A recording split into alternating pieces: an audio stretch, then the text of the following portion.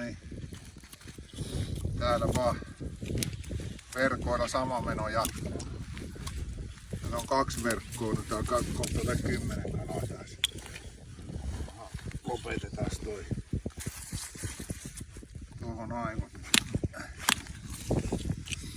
Siihen pari napsua ja sitten valtimotaan poikki. No niin, tässä se nyt on ekologista hommaa, kun laitetaan tonne ketuille noin. Ja mitä tässä nyt kavereet käy sitten lintuja syömässä.